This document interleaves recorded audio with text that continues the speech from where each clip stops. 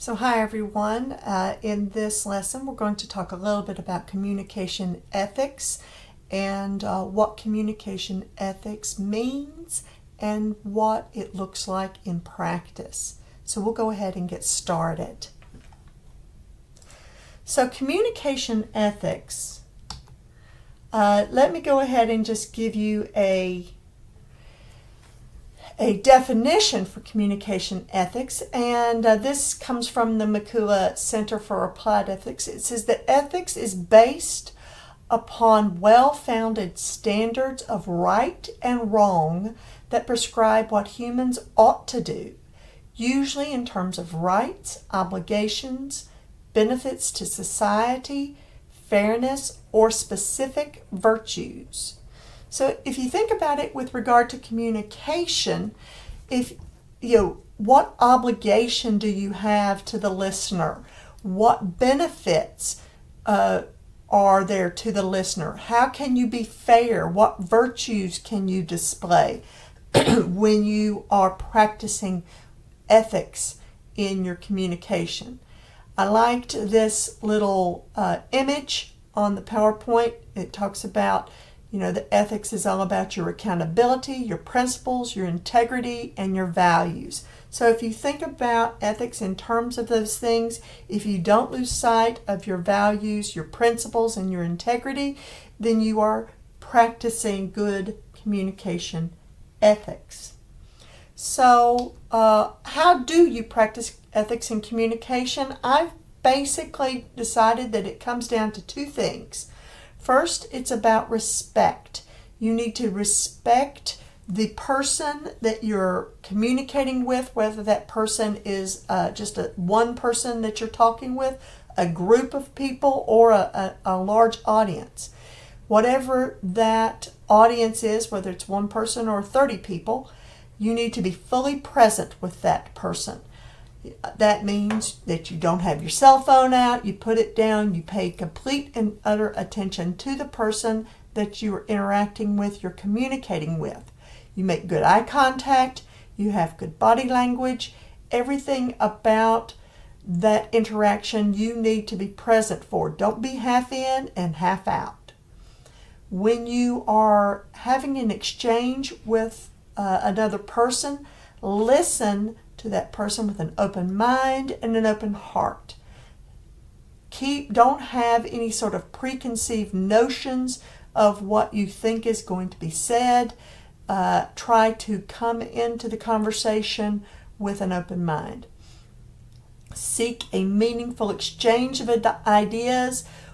Walk into the room hoping that you will learn something, hoping that you'll be able to provide something to the other person. You want the exchange to be meaningful to yourself, but you also want it to be meaningful to the other person. Respect their time. Don't try to waste their time by slamming them over the head with information that they don't need or want. Don't prejudge who you're speaking with. We all come into any exchange with our own biases and prejudgments. Try very hard not to let those biases and prejudgment enter into the conversation. And don't gossip, because it just belittles yourself, it belittles the other person. It's weak. So don't gossip, and don't call names. Again, that's a weakness. That's not about respect. You're not respecting people. You're not respecting yourself by name calling. The second thing to practice ethics in communication is to tell the truth. That sounds like a no-brainer because ethics is about values, but sometimes it's hard to do. In order to tell the truth, you need to consider your motives. Why are you talking the way you're talking?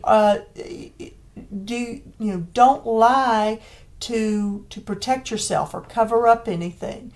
Don't omit facts just because it helps you or something like that. What is your motivation for the exchange?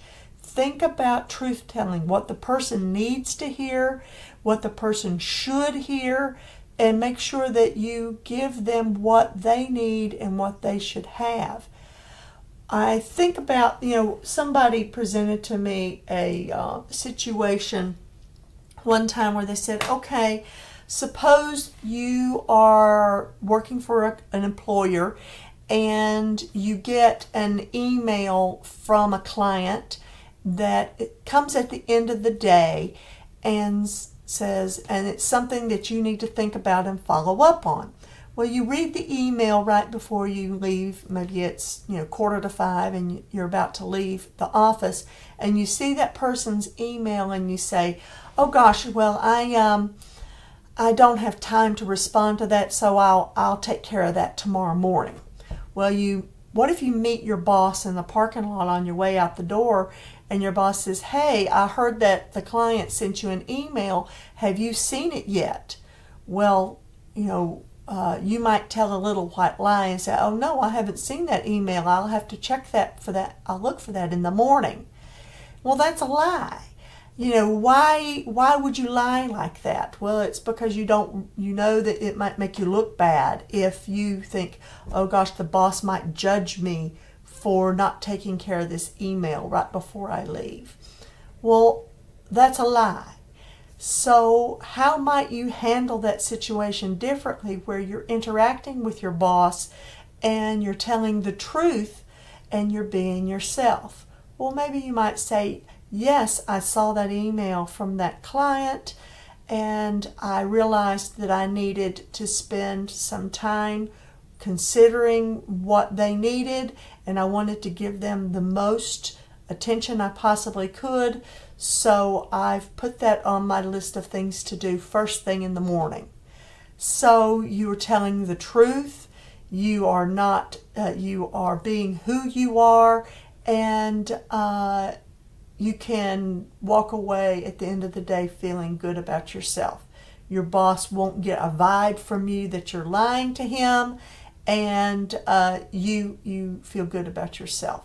So think about when you tell those little white lies. Why are you telling those little white lies? They are not part of who you want to be, your best self. And don't lie through omission either, where you're saving certain facts because they might not be quite as flattering as you would like them to be.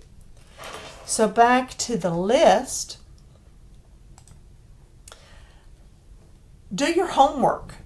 If before you share a piece of information, make sure that the source of that information is accurate.